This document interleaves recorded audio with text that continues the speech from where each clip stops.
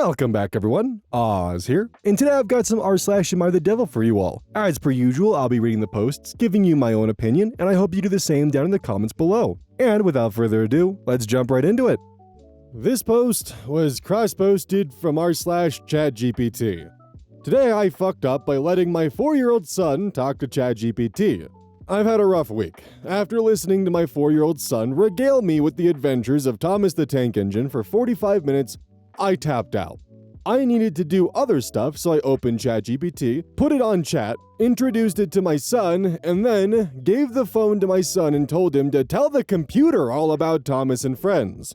After about 2 hours, I went looking for my phone so I could text a friend and found my son still talking to ChatGPT about Thomas the Tank Engine. The transcript is over 10,000 words long. My son thinks ChatGPT is the coolest train-loving person in the world. The bar is set so high now, and I'm never going to be able to compete with that. That's where your concern is, huh? That you're not going to be able to compete with ChatGPT for who loves your son the most. Like, I know that 4-year-olds can be exhausting, especially when they start getting their own hyper interests, whether it's Bionicles to Transformers to Thomas the Tank Engine to Lego Star Wars, or who knows what they're gonna find themselves falling into. The thing is, there are so many better ways to deal with a child's hyperfixations that are exhausting you than giving them access to the sycophantic side robot. I know that when I was an annoying little 4-year-old and was cycling through hyperfixations, when my parents would tap out, they would put the 1986 Transformers movie on the big screen and let me play with Transformers in the living room while they did anything else in the living room around me. And it worked 99% of the time.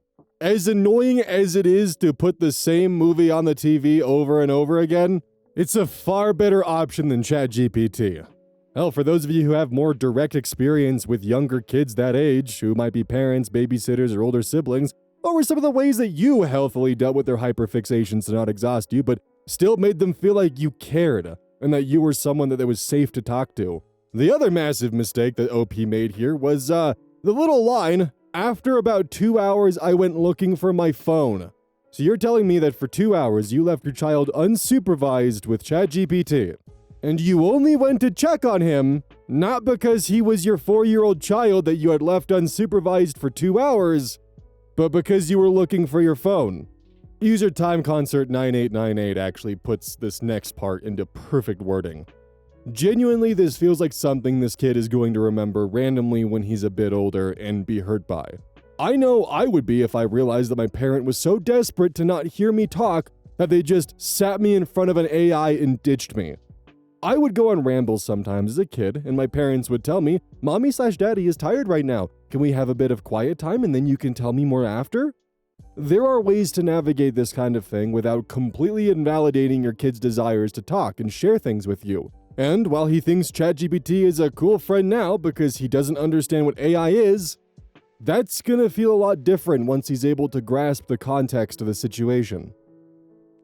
Cross-posted from r/AmITheAsshole. Am I the asshole for suggesting that my daughter-in-law get a job? I, late 50s female, got a phone call recently from my son, late 20s male, and his wife, mid-20s female. They have a baby together. She's a stay-at-home mom and my son works full-time to support them.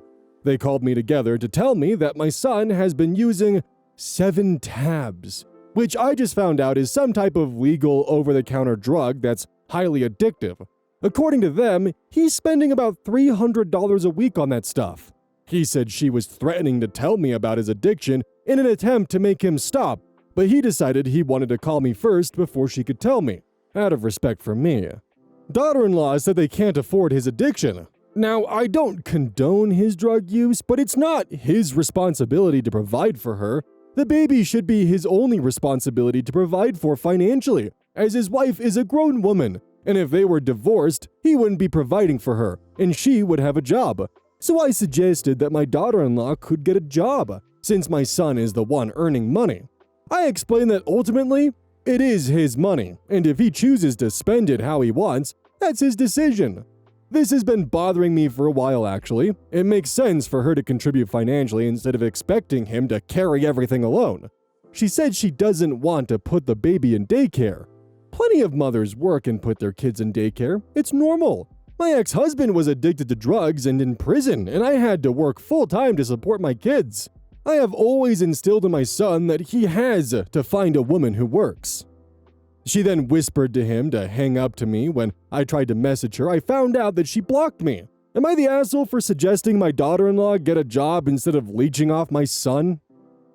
So the daycare argument aside of whether or not she should get a job to pay for the daycare or not, then it kind of enters this whole thing of now she's getting a job to pay for the daycare for the kid when she could have just been staying home and watching the kid, which was what she originally wanted to do. She wanted to do that, but now she has to get a job to pay for the daycare and to pay for her husband's drug addiction, at least according to OP here.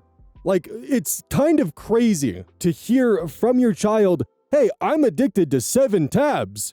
And your response is, "Well, shit, your wife better get a job to help pay for your addiction then." What kind of mother are you?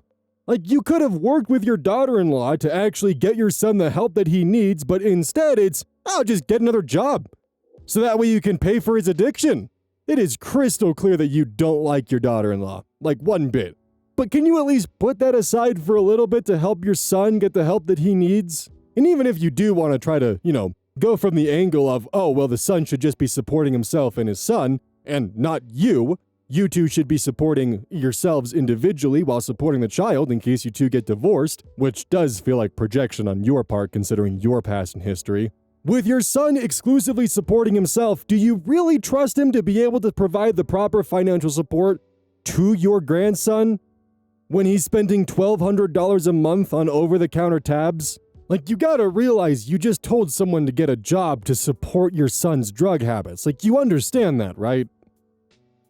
Cross posted from r/am I wrong? Am I wrong for accusing my girlfriend's sister of lying for attention? I guess my male 20, now ex-girlfriend Lila, female 20, has a sister. Wait, you guess she has a sister? Stephanie, female 24, who works at a veterinary clinic. And the few stories I hear on what Stephanie goes through at her workplace just sounds way too crazy to believe. To be honest, I don't know how much details I can give because these stories are pretty violent. This involves her current story where apparently she had a very scary experience with a client. I'm embarrassed to admit I was proven wrong on this. It started with Lila and I planning to have a movie night together. When she came over to my dorm room, I immediately can tell she was upset, so I asked her, "What's wrong?" And that's when she dropped the ball on me about Stephanie's interaction with the angry client. I said, "Really?" And she told me yes, and how the cops are involved, and I guess I'm just over it with all of Stephanie's wild stories, so I went, "No, really? Come on, Lila." She was getting annoyed, and I explained to her on how way too crazy her stories are that she has to be lying to get attention, and that I don't understand how you or anyone can believe her. Her defense is that she's her sister, so clearly knows her a lot better than me, and she knows Stephanie is not a liar and has always been a suffer in silence kind of person and rarely talks about work. I told her that when she does talk about work, it's intense to the point of being unbelievable. Then she started coaxing me to go with her to the store to buy something, which I was confused about because we got our favorite movie snacks, so there's no reason to go to the store. Eventually, I was convinced to go with her. It was the most tense ride ever. I tried to have a conversation with her, but she just remained silent. When we got to the store, she went in alone while I stayed in the car. I was texting my friends about my confusion on what is happening with Lila. When she came back, she bought 2 boxes of cookies and she drove us to the vet clinic where Stephanie works at. Again, now she's coaxing me to go inside with her, and I just wanted to know what's going on, and she told me, "You'll know when we go inside." So we did. We got to the front desk and 2 of the receptionists said, "Hi, Lila. I thought Stephanie already checked out." Lila said that Stephanie did and that she was here to drop off some cookies for everyone because of the incident that happened today. The receptionists were all like, "Oh, Stephanie told you about that? Yeah, that really scared us." And other comments that confirm that Stephanie was telling the truth. Once, when we're outside, Lila just started power walking. When she got to the car, she turned around and looked at me like she's a mom waiting for her sulky kid. A woman with a dog was staring at us, and I felt even more embarrassed, so I started power walking. Inside, we just sat in silence with her, just staring at me, really angry, and I said, "Okay, I was wrong. I'm sorry." Lila asked, "Do you still think she's a liar?" I didn't answer right away, but I did say, "Well, I only know this one is true. I don't know about the others." She really hated that answer. Next thing I know, she keeps repeating, "Get out and get an Uber." Well, I try to talk to her and calm her down, but eventually I did get out and she drove off without me. One of my friends picked me up and took me back to our dorm. I texted Lila, "Just in case you care, I made it back." And she texted me back, "I don't care, and I'm done with you." This happened a week ago. She doesn't interact with me in our classes. She's ignoring my texts and calls. She hasn't joined me at our lunch dates. Am I wrong? So, the thing about crazy stories, just in general, is of course you're only going to hear the crazy stories. No one wants to hear the full explanation of exactly how your day went on a boring day. It's always, of course, going to be the crazy and obtuse stories that rise to the top. That's just how it is. But now, sprinkle on top the fact that you're working within a vet clinic, and you're dealing with people who are dealing with their own sick pets and sick family members, who may or may not be becoming emotionally unstable with grief, anger, and God knows what other emotions as their pets are extremely ill. That is a recipe for bizarre and crazy stories. Like, Stephanie is working at a location where she deals with people at their worst on a daily basis. And the cherry on top is that when you were proven wrong by your girlfriend who is doing everything in her power to pretty much walk you through your mistake and give you as much grace as possible, and when you were met with the option of, "See, do you believe Stephanie now?" you said, "Well, she was telling the truth with that one, but what can we really say about the other ones?" That right there, that's a comment of ego and not wanting to be proven wrong. And the fucking cherry on top was the, "I made it home safe if you care." You doubled down on calling your girlfriend's sister a liar about the experiences that she goes through on a day-to-day basis, experiences which are extremely traumatic. So I went to go and check OP's comments in hopes of finding more information, and maybe he starts apologizing or realizes how wrong he was. Oh no. Commenter Woody Woods comments, "Yeah, you are wrong. Bad and violent things happen to people in real life. I used to think that the movies exaggerated when fucked up things happen to people until it happened to me. Crazy things happen. Some people are crazy. Good people have had bad things happen to them. You can't accuse people about lying about serious things straight off the bat without proof. You even admitted in the post that her sister is not a liar and that it's out of character for her. So to assume someone is just being attention-seeking when you admitted that she isn't like that is crazy." I do think Woody Woods misread some of the context there because it was Lila that was saying the sister was trustworthy, not necessarily OP, but still. Last Wing, the OP to the post, responds, "You even admitted in the post the sister is not a liar and that's out of character for her, so to assume that someone is just being attention-seeking when you admitted that she isn't like that is crazy. I have no idea what you're saying here. I admit I was proven wrong in this specific incident, but I'm still not sure about her past stories." In another comment thread, Mila Vanilla comments, "You are wrong. You are based on the fact that you doubled down when you were proven wrong, also young and stupid. Just because you haven't seen things happen doesn't make them lies. Also, you seem to really dislike Stephanie. Is there a reason for that, other than you just think she's an overdramatic liar?" Last Wings responds, "She just seems like someone that doesn't have much of a personality. Lila, on the other hand, is fun to be around. If they didn't look so much alike, you wouldn't think they're sisters. Stephanie likes mystery books and her favorite YouTuber does true crime, so it feels like she uses these to motivate her to make up these stories to make herself seem interesting." User Clear Statement responds, "A vet tech who likes to read and has an interest in true crime has no personality?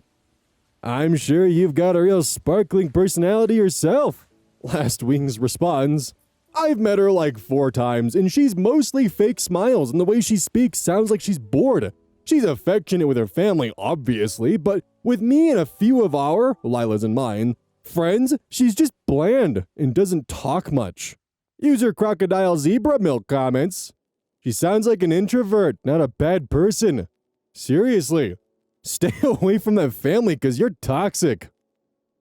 Cross-posted from r/AmITheAsshole. Am I the asshole for refusing to pay my friend to host/cook our group dinner?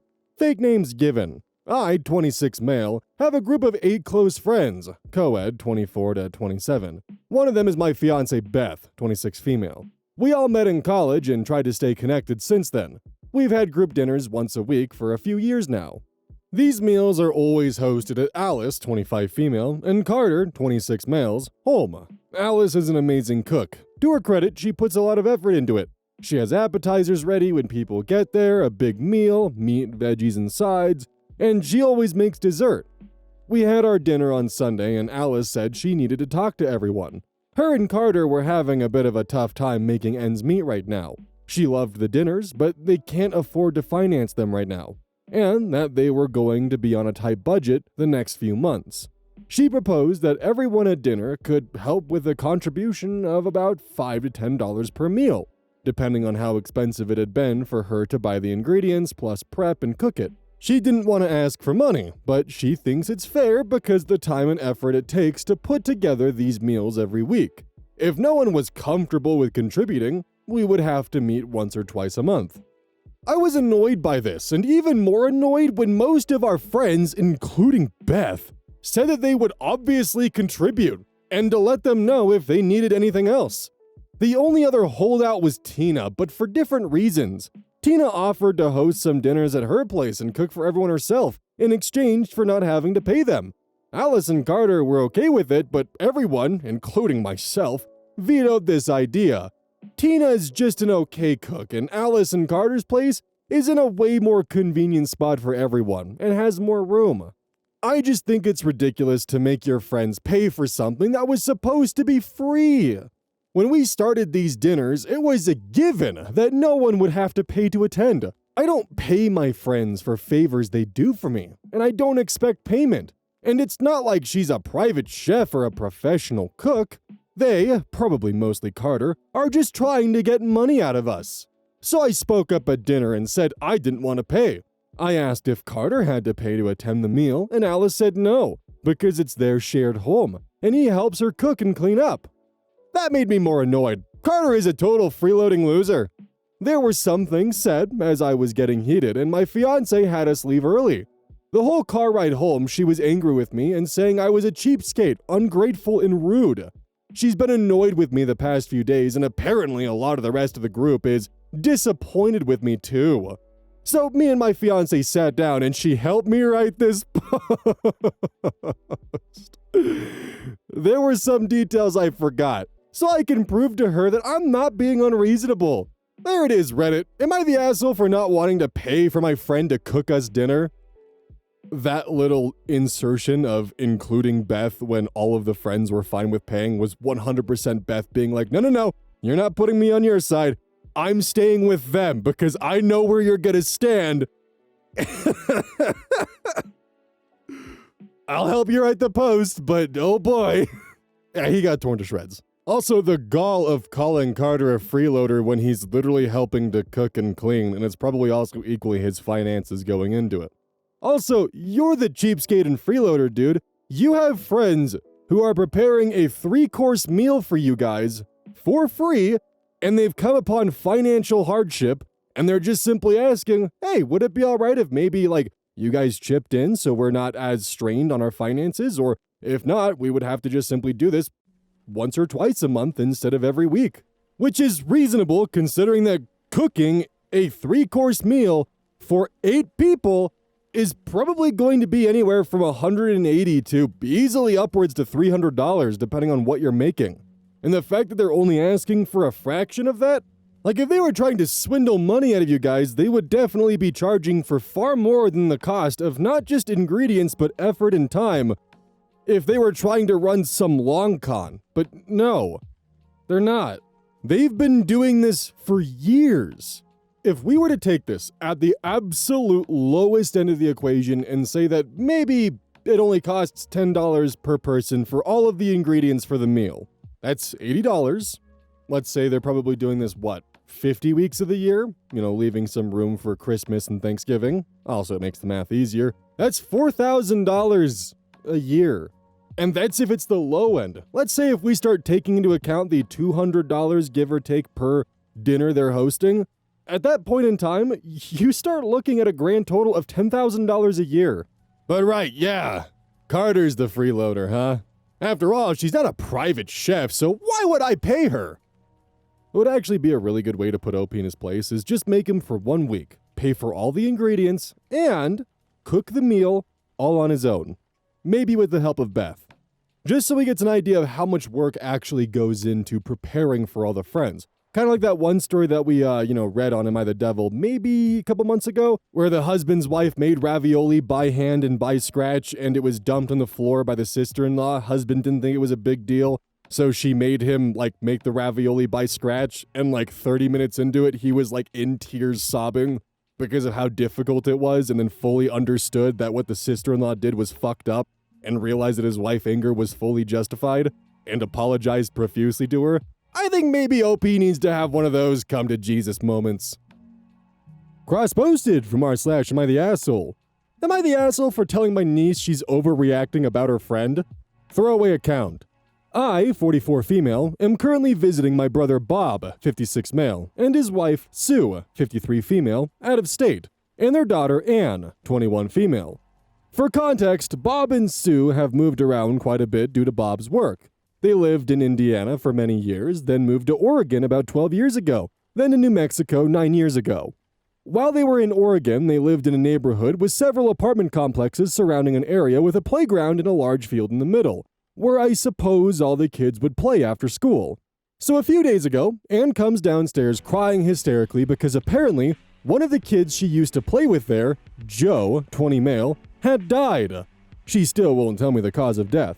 She seemed really upset, and I tried to calm her down, letting her know that she had not seen Joe since before COVID. They went back to visit in, I believe, early 2019, and that it was a middle school friend, not someone that she'd really have around for life.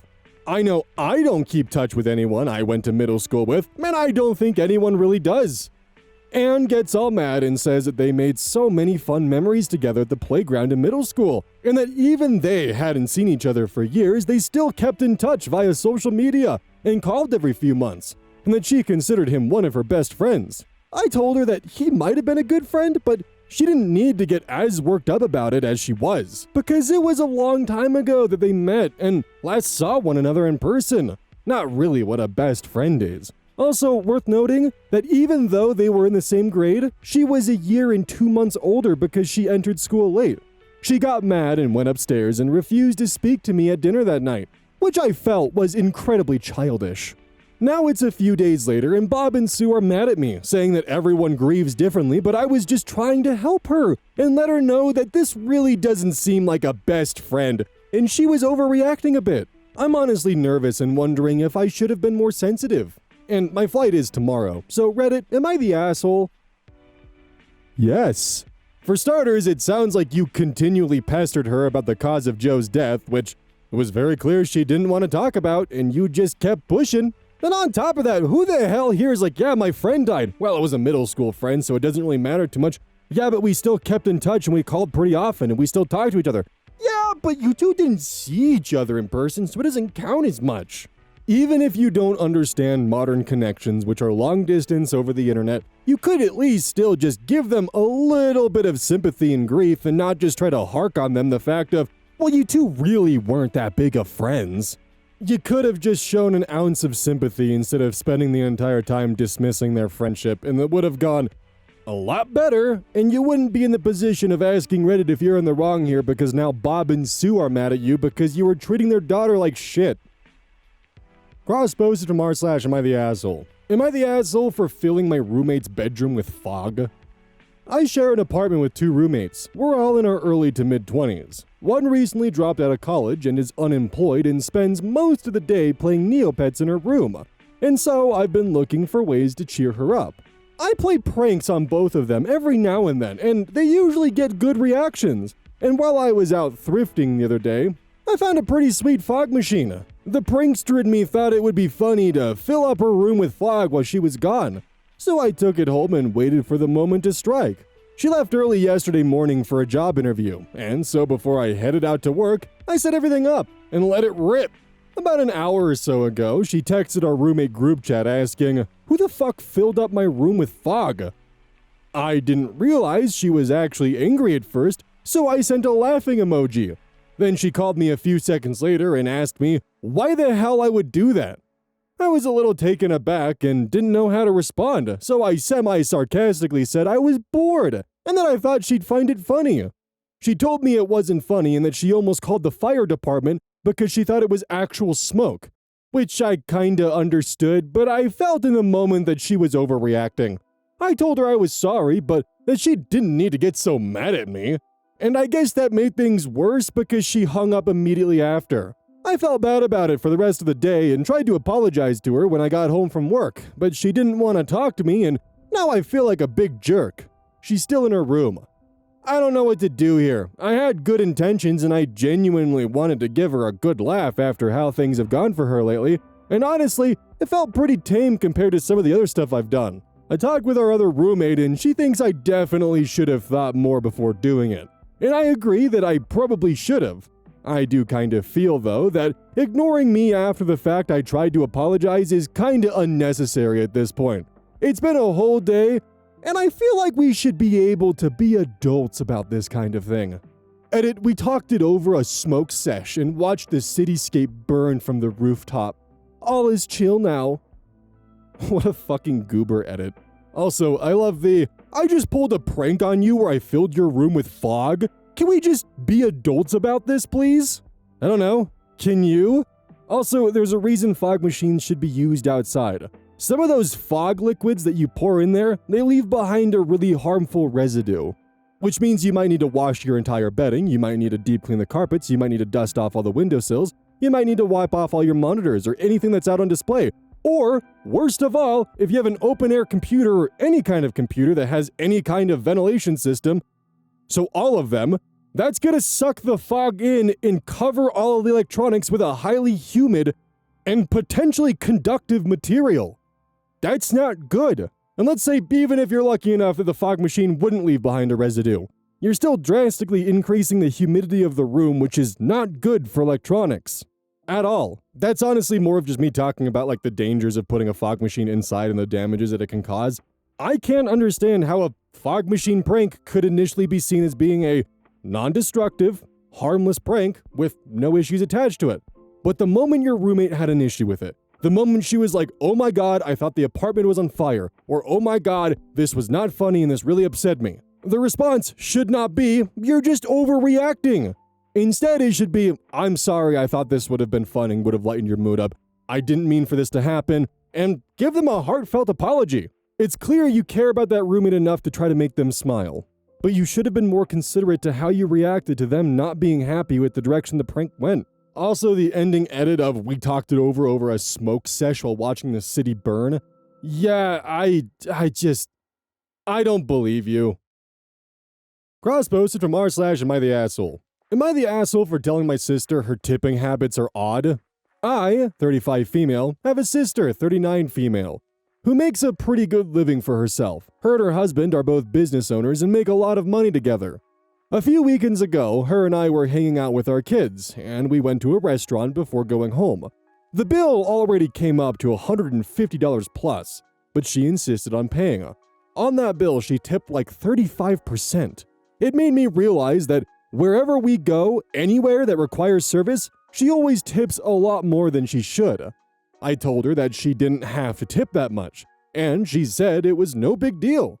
I told her she could have saved almost $30 if she had tipped a regular 20%, and the service wasn't anything stellar. She then asked me why I had an issue with it in an annoyed way, and when I told her I didn't have an issue, I was just pointing out her tipping habits were kind of weird. She just stopped the conversation there. It was kind of awkward for a little bit between us for about half an hour after that, but this is something of the past, so it doesn't really matter now. Was I the asshole in this situation though? So while I do not like tipping culture, I find tipping culture to be a really gross way to take advantage of the service industry and make it so you can pay people less for what they're actually worth in reliance on other people's generosity. That being said, I still do try to tip pretty well when I can. And in the end, it's your sister's money. She has her own business. She's in the financial position to do so. So despite you claiming that you don't have an issue with it, you're just pointing out her weird tipping habits, It's clear you do have a problem, despite it not being any of your business.